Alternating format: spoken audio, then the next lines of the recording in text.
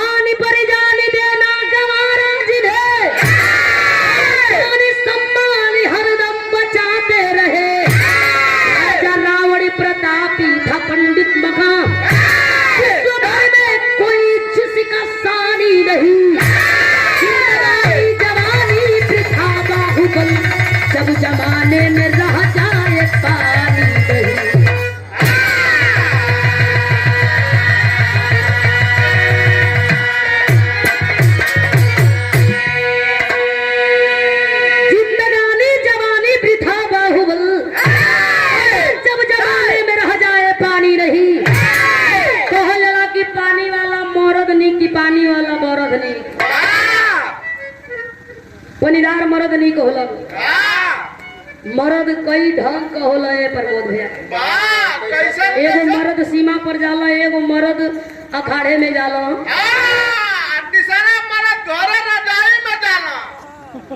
सही कला। फिर हम एक लाइन गजल के अंदाज है।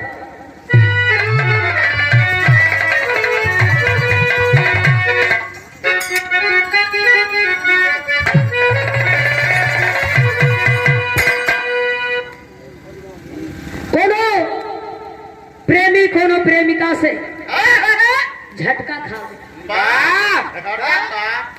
कहता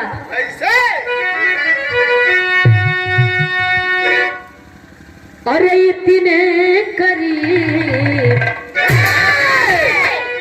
अरे इतने करीब आके दगा दे गई मुझे।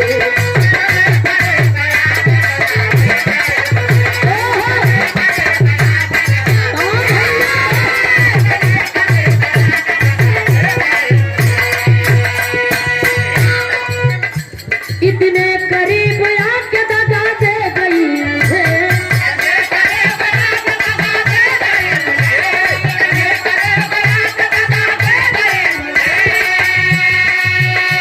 मैं पूछ रहा था आके हवा दे गई।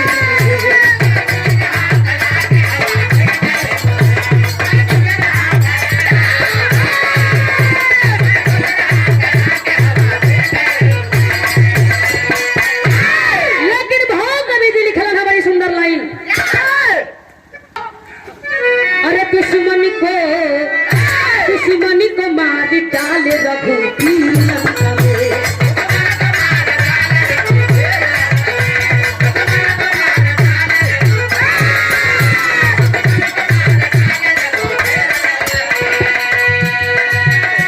दुश्मनी को मार डाले रघुवीर लंका में,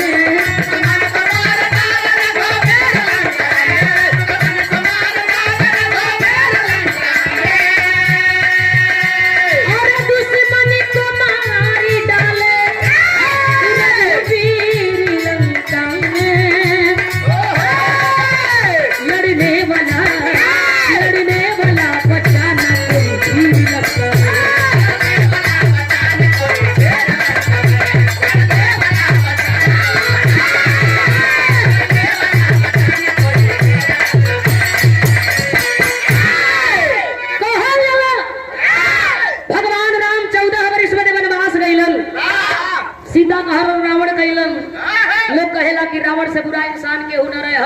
रावण से बढ़िया केहू न रहे। रावण सीता का हरण जरूर कैलन, लेकिन सीता के मर्जी के बगैर रावण छोलन तक न कुदृष्टि से देखलन। आज का पढ़ल लिखल लोग नंगा बहन बेटी के सरेआम सड़क पर घुमा रहलन। हाल ही में सोशल मीडिया पर आप लोग मणिपुर का घटना देख ले हो कब्जा। नंगा माई बहन बेटी के लोग घुमा रहल बा, लेकिन रावण तो जानकी को इसलिए ले गया था कि जानकी आएंगी, भगवान राम का दीदार करूंगा और भगवान राम जब मारेंगे तो राक्षस कुल से मुक्त हो जाऊंगा। हनुमान जी पता लगौलो, लंका पर पुल बना गई, सेना लेकर के चढ़ाई कैला। भगवान राम लंका पर लड़ाई कैला, विजय प्राप्त कैला, रावण के मरलन और रावण के राक्षस कुल से मुक्ति दिया। लेकर के जानकी के अयोध्या वापसी कैला। धूप दीप जला करके लोग दीपावली के तहत एक त्योहार बना करके भगवान राम का लोग स्वागत कैला। जानकी लक्ष्मी के रूप में पूजल गईली। अब 2 दिन पहले जो बीतल हती हुआ। अब लंका में के बचल? रावण मरा गईलन। रावण के बाद सब वीर मरा गईलन, केहू ना बचल। बिल्कुल लंका एकदम झन कर रहल बा। वही लंका का वारिस जौने का नाम मूलकासुर बतावल गई। बेटा के कर रहल कुंभकर्ण का। मूल नक्षत्र में पैदा हो गई रहल, छोटी मुकी रहल जहिया पैदा भइल तहिए कुंभकर्ण दंडक वन में फेंकवा दिहलन। एकरे रहले कुल का नाश होई, सर्वनाश होई, एके लंका में रहे का नहीं खे। आपके धर्म में हमारियो धर्म में कबो कबो अटपटांग काम हो जाला। तेजी वाला लड़का या तो जी ना तो मरी ना तो माई के खाई ना तो बाप के, वही मतलब मेरा कुछ हो जाला। बरखा आई उन्होंने के बचावे को होला कि बिजली तड़कत है कहाँ बा, जल्दी केवाड़ी के अंदर का। और ये सम्मान भरा पुरस्कार हमारे हरिंदर भैया की ओर से जो गौ माता का सेवा करते हैं और रंगाई पोताई का काम करते हैं मुंबई में। स्वर्गीय बेचन गुरु को बड़ा सुचिंतक हूं भैया के चरणन में पोलकी, सबके पोलकी आशीर्वाद की इच्छा है बाबू। मूलकासुर वही दंडक बनवा में रियाज मार करके वही लंका पर चढ़ाई कई चाहत बा।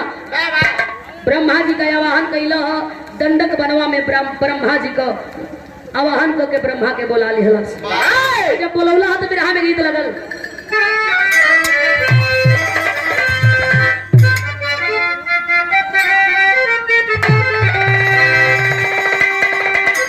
कोनो लड़की कहे अरे या बहिनी ले झरली रे नहीं, उहे लहंगा के झोली मई रे हम ना जाई।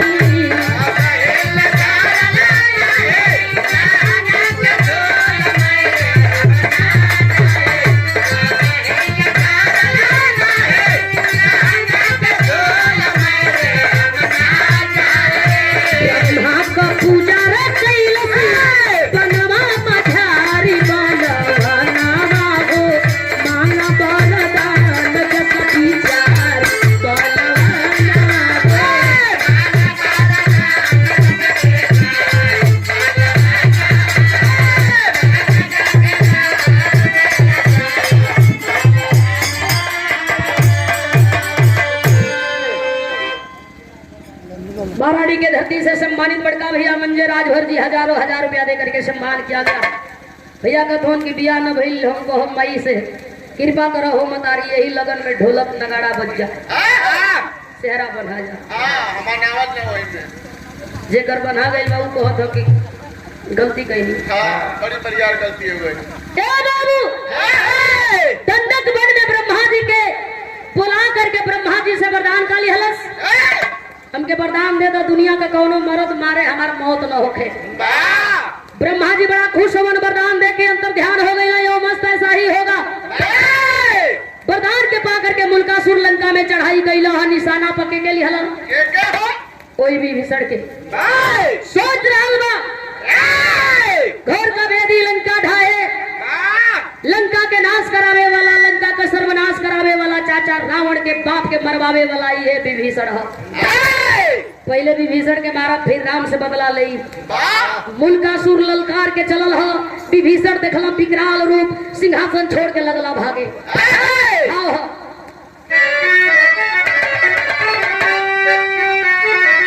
अरे विभीषण भइले कुल के मुदई, जना पीर कोई लंका में सब मरी गई है।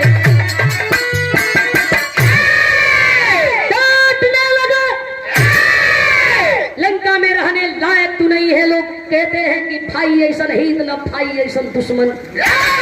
नारी कितना हो सुंदर हो भेद बताना न चाहिए। बेटा कितना हो प्यारा हो उसे सर पे चढ़ाना न चाहिए। बेटी कितना हो प्यारी हो उसे घर घर घुमाना न चाहिए। लेकिन भाई कितना हो बैरी हो उसे भेद छिपाना न चाहिए। मुल्कासुर कहा रे तू भाई के नाम पर कलंक है, तुझे मर जाना ही चाहिए। तू इस लंका में रहने के लायक नहीं है। हाथ में तलवार ले लिया, मारेंगे गर्दन कट जाएगा। विभीषण का राम को भी मारेंगे। देख के विकराल रूप वो मुल्कासुर का देहिया कांप गई। लगला विभीषण भागे, आगे आगे विभीषण भागत हो, आई पीछे पीछे तलवार लेके खेदत हो। गीत ध्यान ला भाई लोगन का 1 मिनट लगाए भैया।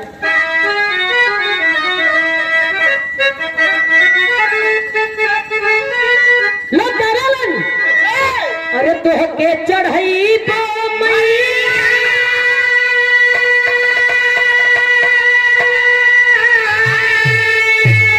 नरियल चुनारिया होगी गंगा तो के चढ़ई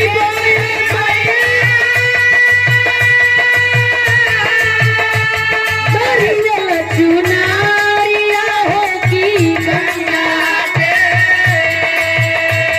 बारी पैदा बोझली नेवारिया होगी गंगा जी। बारी पैदा बोझली नेवारिया होगी।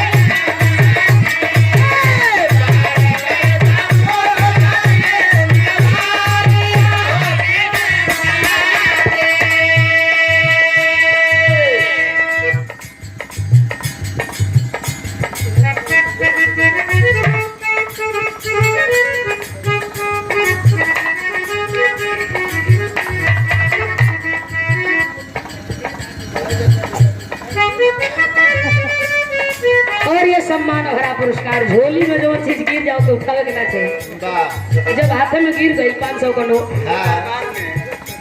वो ये दरबार में जब गिर गया। ये सम्मान भरा पुरस्कार ढोलक के बड़े अच्छे और सुंदर बाजित है। और वर्तमान भविष्य के आने वाले कल के आप नेता हैं, जिला पंचायत सदस्य हैं। अच्छी कलाकारी है, अच्छा भाव है, अच्छा विचार है, लोकप्रियता है और समाज सेवी भी आप हैं। अमर राजभर जी पंकज यादव के साथ में आप संगत कर रहे थे। आपकी ओर से दुलार प्यार आशीर्वाद चंदन में बोलंगी हम चाहिला सही दुलार प्यार मिलत रहे। बस कबो कबो कुछ कहा जाओ तो ढेर खुदी ना काढ़े के चाहिए। घरे ना मिलेला घाटे पे मिलेला खाली।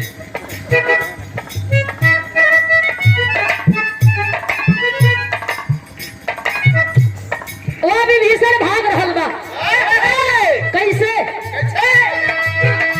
घेरा में घेराई हो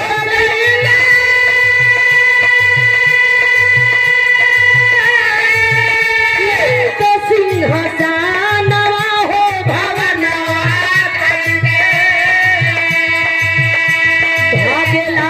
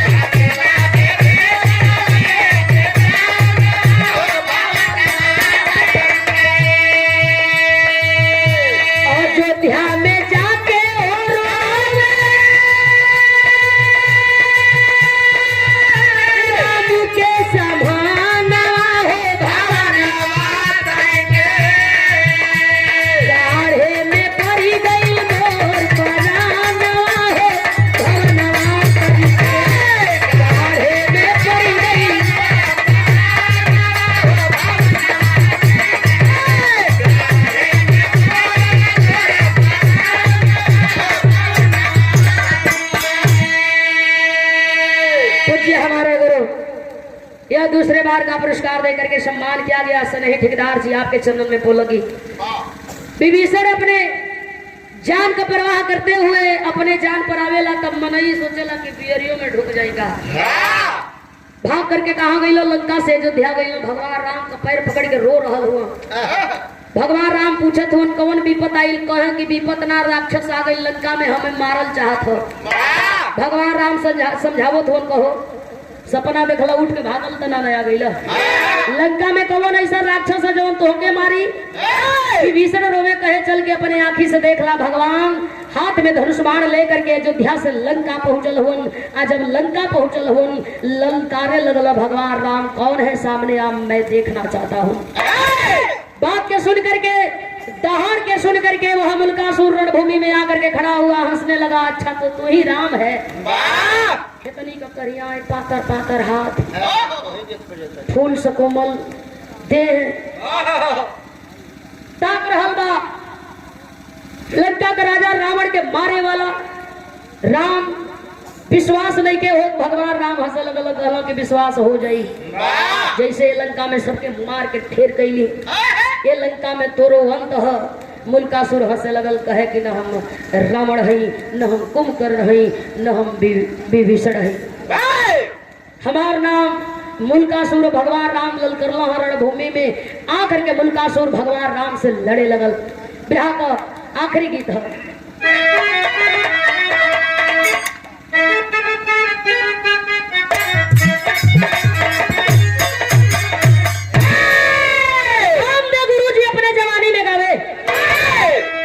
कोनो मनई का नजर, कोनो कोमल सुघर पातर लड़की नया नया गवना जाके पनघट पे पानी भरत दे।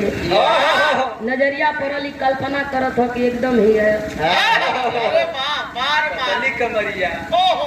जिंदगी भर रही है राजा जी। रामदेव गुरु जी गावे कैसे।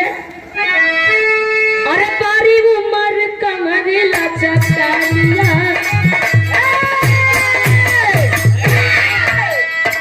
पारी उमर कमरिला चकलिया, पारी उमर कमरिला चकलिया, कोई आँखी से निहुर के बनिया, उड़ के झूले झूलैया।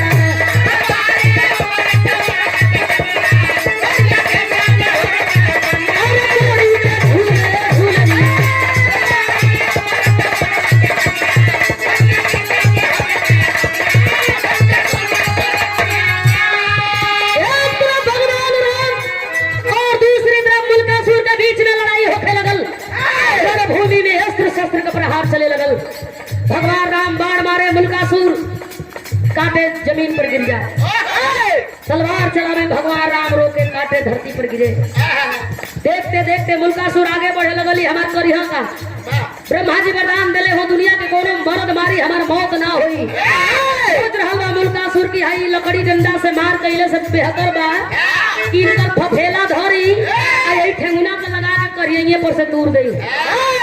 लगल मुल्कासुर आगे बढ़े आ जाई के भगवान राम के जे ही दबोचल चाहत बा। भगवान राम धनुष बाण फेंक करके पीछे पग हटा ले।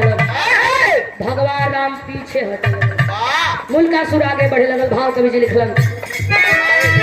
अरे पारी न पवले रघुपति कई के, पारी न पवले रघुपति कई के, कई ना हो मुरैया नाच कइयो भैया।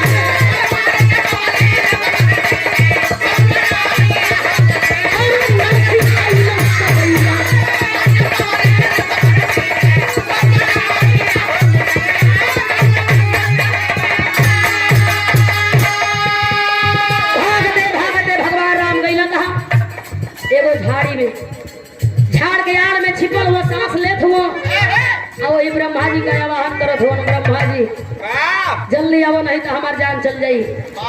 सोचत बड़ा यही लंका में सबके मरली लेकिन मरात काहे न हो। का सोचत हो अरे झंखे रामचंद्र जी माना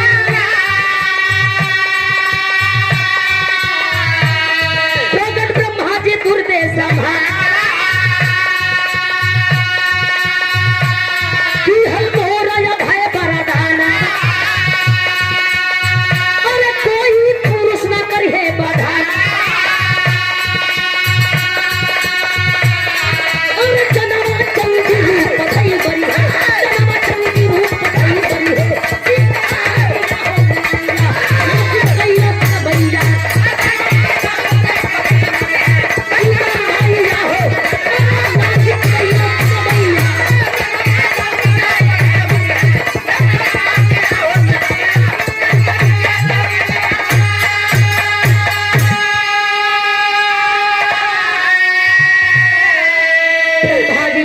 करके भगवान राम के सामने खड़ा हो गए। भगवान राम आंख खोला, आँखियां खोल के ताकत हुआ,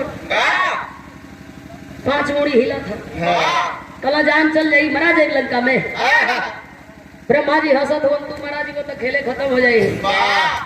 ऐसा ना हुई कलो तब कहला कि ओकर मौत दुनिया के कोनो मरद मारी न हुई। तब मराई कैसे? कहला कि वही जानकी के फिर बुलावे के हुई। भगवान राम कहला महाराज जानकी एक बार अली लंका जल के राख हो गई, जबकि बताया जाता है सोना राख नहीं होला, संभव कुछ हो।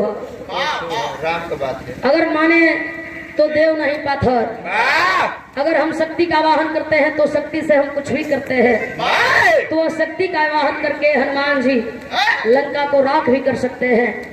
ए बाबू बतौला ब्रह्मा जी जल्दी जानकी के मंगा ली लंका में, नहीं तो खोजा था ओके खून महकेला पाई तो 32 टुकड़ा नहीं 36 टुकड़ा करी। भगवान राम का तो हनुमान कहाँ हुआ? बैठल हो पुथलुखिया कलायावा कहाँ हम ना जाई। समझा। हाथ जोड़ करके विनती कैलन, हम आदेश कैल जाला लेकिन बाहर शक्ति।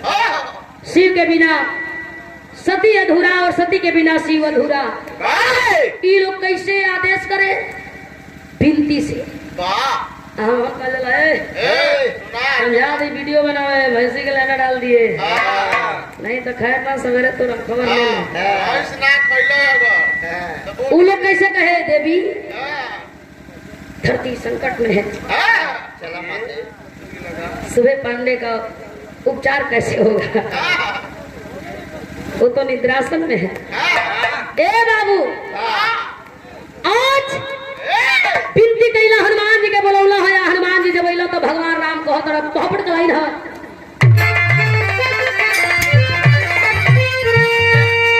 हनुमान से करते राम गिरिया डरिया लागेला, हम ना जी तब लंका का समरिया डरिया लागेला।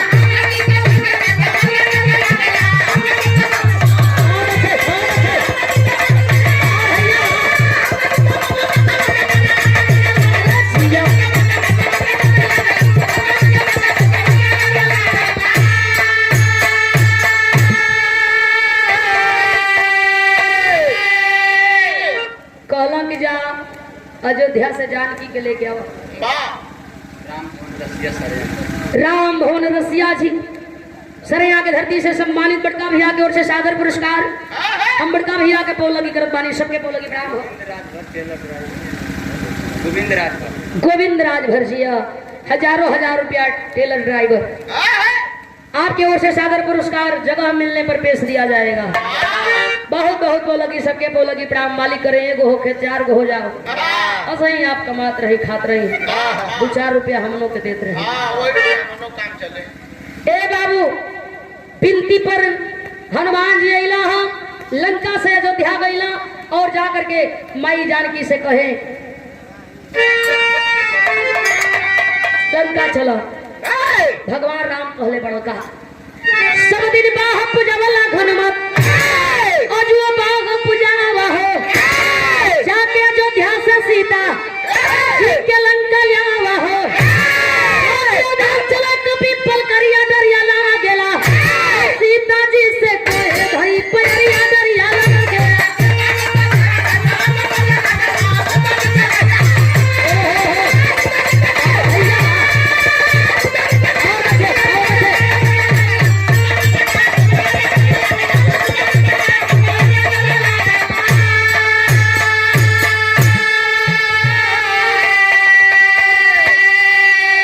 सीता जी से कहे धम मयरिया डरिया लागेला।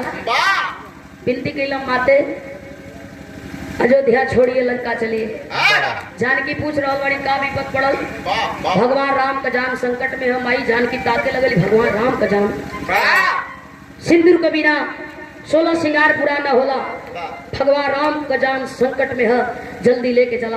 हनुमान जी अयोध्या से माई जानकी के लंका लेकर के अइलन है।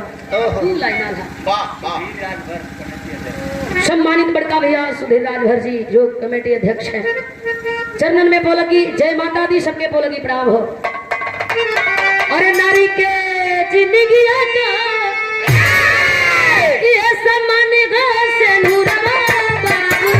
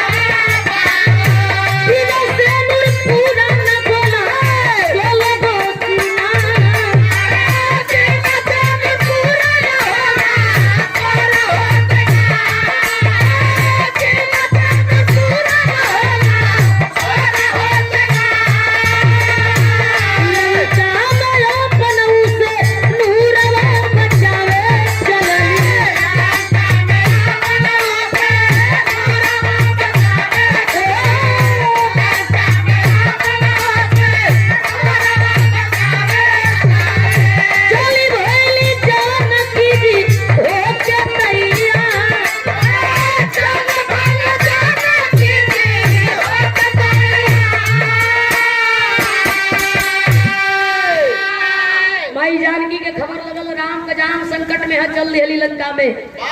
आज का मेहरारू जान जो है कि मरद घेरा गई दुश्मन के घेरा में है। मेहरारू के जाए तो 2-4 लोग मरा जाई आदत सुधर मना कले तो गला माने ला ना माई दुआरे ले चढ़ के गरिया के आई कि बेटा के हमरे कौन मरलस कौने कमाई दूध पियो लेवे। अब मेहरारू जितनी घरी हरदी कुटी उतने घरे घरी आई कहे कि का जरूरी रहल झूठो के जाके दूसरे से रार के बनाई देले रह मेहरारू कहे हो कि जा मन तो नहीं करत कि हरदी तो के कूट के करिया के कूटत रह अरे मत माई जान की चल रही लंका में तहारे लगली ललकारे लगली मुल्कासुर आइल हर कल मानव पर कल ना आके खड़ा भइल रे फूल से कोमल रानी हमार रानी बन जा।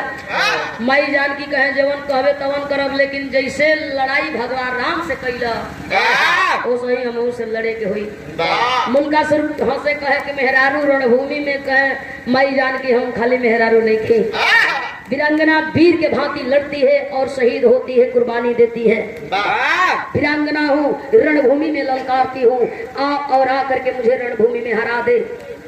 चल दिया कि जब भगवान राम भाग गईला जब मरद रणभूमि छोड़ दिल है मेहरारू का करी हाथ में कड़क भुजाली लेकर के मुल्कासुर आई सोच रहा बा कि एक के बेर में हरा दई। बाई जान की याद बबूला होती है और रूप को चंड करती है चंडिका रूपी अवतार याद शक्ति भवानी वो दुर्गा का रूप जब माई जान की धारण कैली है। वही रणभूमि में एक तरफ माई जान की लड़त बाड़ी और दूसर का तरफ मुल्कासुर गया आखिरी भाव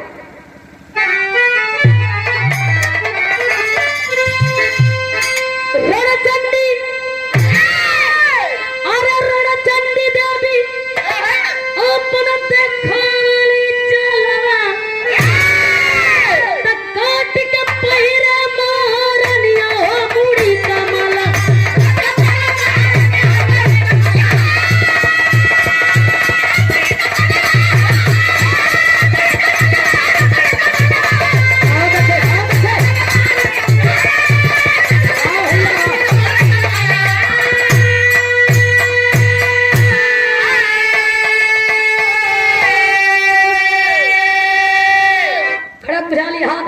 माई जान की याद शक्ति भवानी चंडिका रूपी अवतार 8 भुजा वाली जब रूप धैली है। मुल्कासुर पीछे हटने लगल मुझे रक्त दो मुझे खून दो मुझे मुंड माला दो मुझे रक्त दो मुझे मुंड माला दो। एक के आवाज लगावे मारे खच खच सगरी रक्षसन के गर्दन के काट रहल बाड़ी खून रोके माई पिए भाग करके ब्रह्मा जी गई न कहो इधर रुपवे बदल रहली। अरे राक्षस तो मराई मरैबे करी लेकिन केहू के ये घड़ी चिन्ह जल्दी चलो भगवान चल के उनके शांत करो। भगवान राम जाइल चाहत हो माई जानकी के शांत कराओ चाहत हो। तब तक वह मुल्कासुर क्रोधित हुआ सोच रहा है कि हमको कोई मारने वाला पैदा नहीं ब्रह्मा से वरदान मिलल है। माई जानकी के मारल चाहत बा तब तक बाल पकड़ती है वह माई जानकी मारती है गर्दन कट गया गिर गया रणभूमि में मुल्कासुर।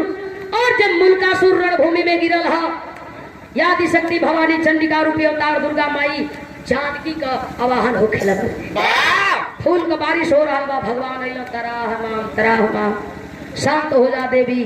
भगवान की विनती पर वह देवी शांत होती है। भाव है और ये सम्मान भरा पुरस्कार हरि विरहा म्यूजिक सद्दोपुर मऊ जिला प्रोपराइटर हरिकेश यादव जो हमारे गुरु हैं, आपके चरणन में कोटि कोटि प्रणाम। सबके पोलगी प्रणाम आशीर्वाद की इच्छा। मुल्कासुर का समर बीच कई रिहली संहार गिर चरण पर लंका वासी कर जय जयकार। प्यार के पर से लगा पनिया मुड़ी कमल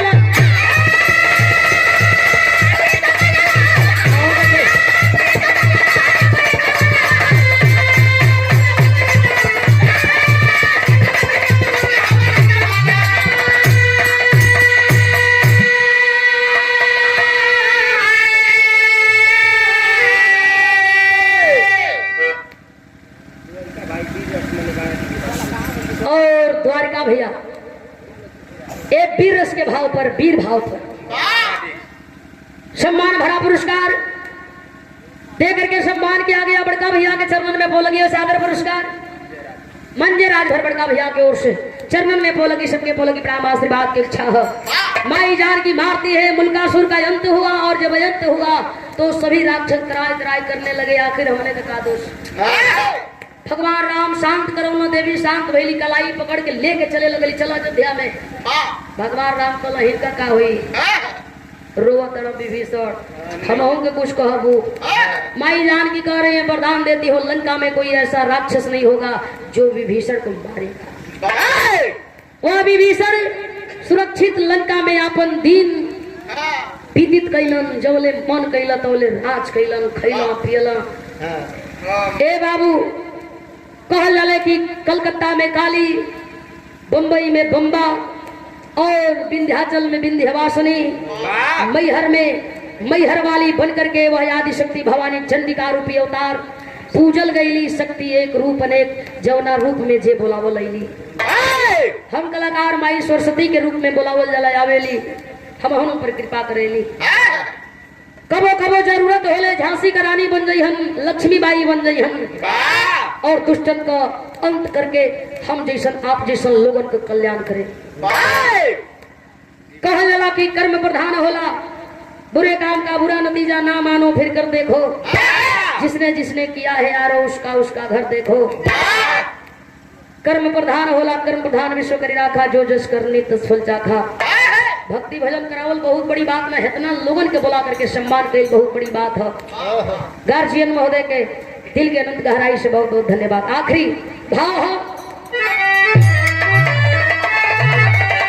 विभीषण को निडर राज देकर सीता महारानी राम के साथ है सेना समेत चली अवध राजधानी। कही गई कहानियां हो मुड़ी कमल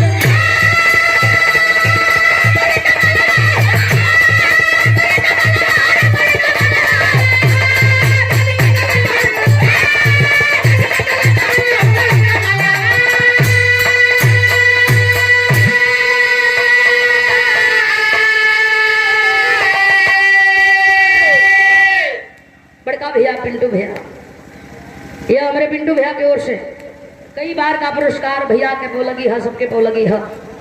गुरु बिहारी गुरु गणेश गुरु राम लाल गुणकारी चंद्रिका कवि